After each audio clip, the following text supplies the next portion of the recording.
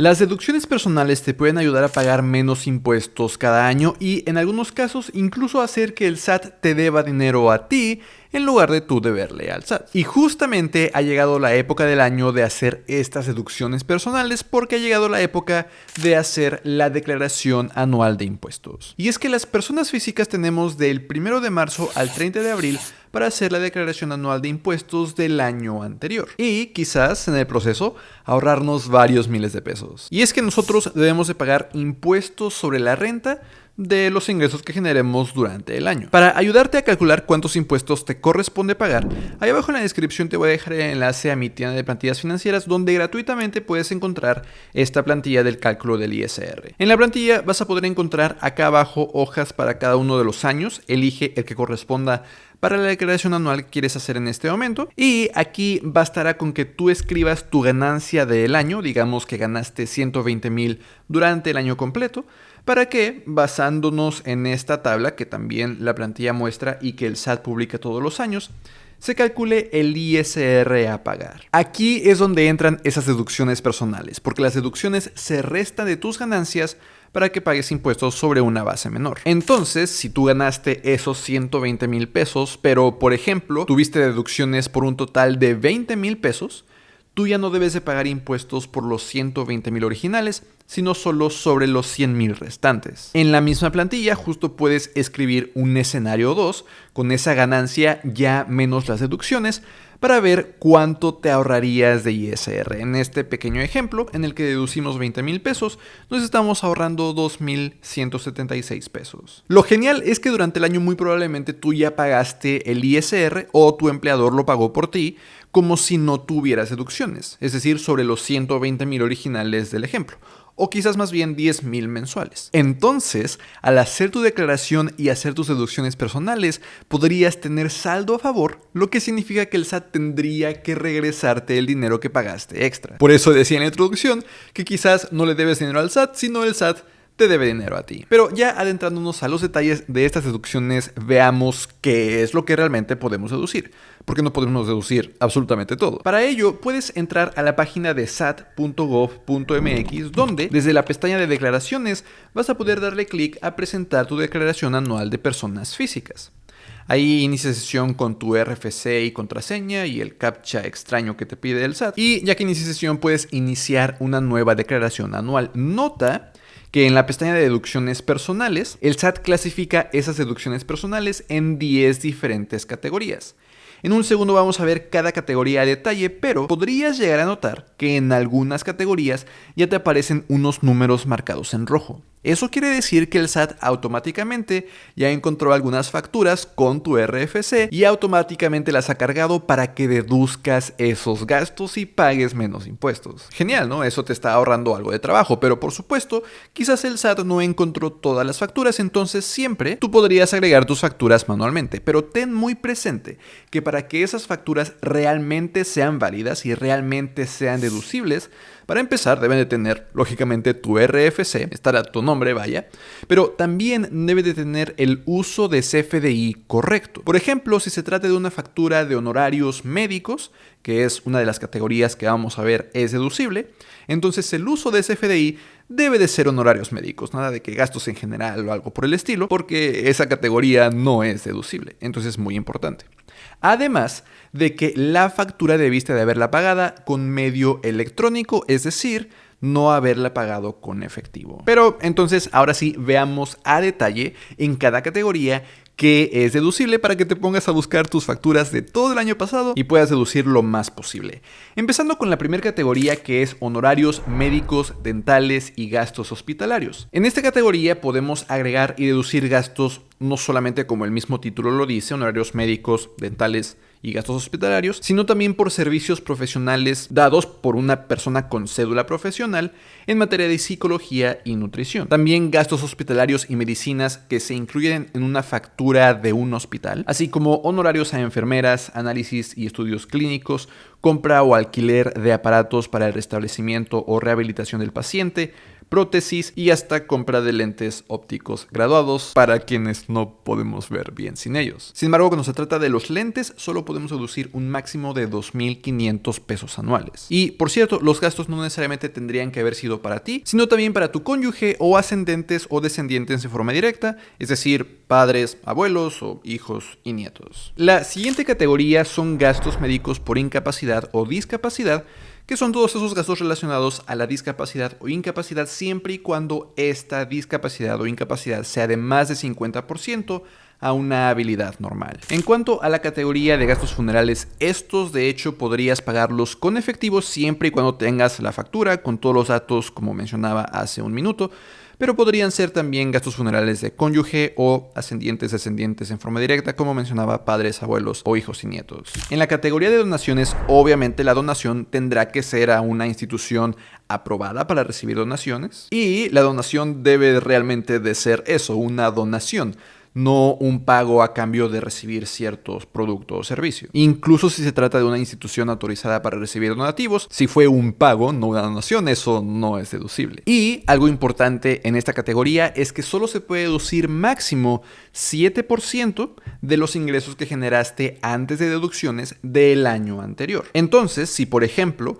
en 2022 generaste de ingresos 100,000 pesos, independientemente de qué deducciones realizaste, en la declaración anual de 2023, que se presenta en 2024, solo puedes deducir máximo 7,000 pesos, que es el 7% de los 100,000 pesos que generaste en 2022. En cuanto a la categoría de intereses reales, esta se refiere a los intereses que has pagado ya descontando la inflación de un crédito hipotecario, sea con una institución bancaria o con un Infonavit, con el Foviste o algo similar, siempre y cuando ese crédito no exceda los 750,000 UDIs. La UDI es una unidad de inversión cuyo valor cambia constantemente con la inflación. El Banco de México publica el valor actualizado todo el tiempo.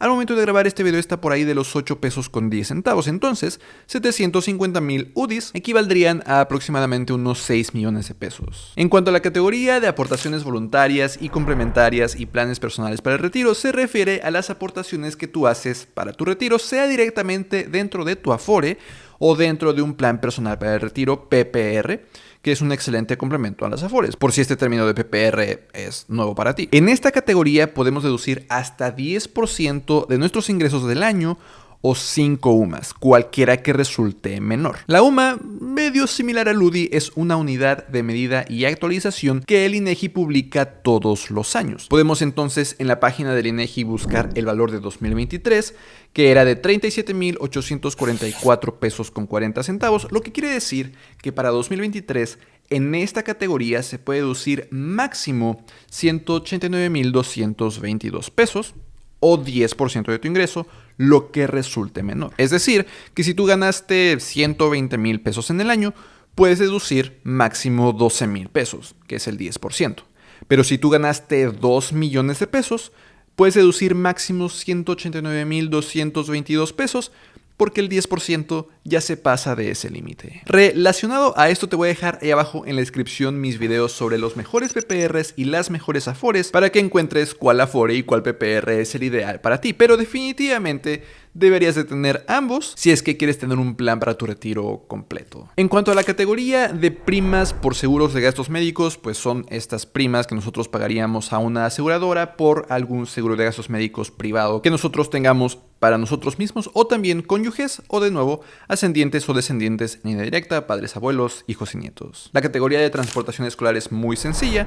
El transporte escolar obligatorio, solamente el obligatorio, se puede deducir. La categoría de depósitos en cuentas especiales para el ahorro no es tan sencilla porque esta, para empezar, no es técnicamente una deducción, que es restar de mis ingresos para pagar menos impuestos, sino que es más bien diferir impuestos de este año para pagarlos en el futuro. El chiste es que esto aplica para ciertas cuentas de ahorro o para primas de seguros que son específicamente para el ahorro o incluso para la compra de algunos fondos de inversión que son específicamente para el ahorro. Para identificarlos, normalmente justo las instituciones financieras definirán a la cuenta como cuenta especial de ahorro Y en las facturas, o más bien en los comprobantes fiscales, deberán de tener la leyenda "se constituye en términos del artículo 185 de la Ley del Impuesto sobre la Renta", de forma literal o no necesariamente será aceptado dentro de esta deducción. Ten en cuenta además que esto solo aplica para personas que tienen el régimen de persona física con actividades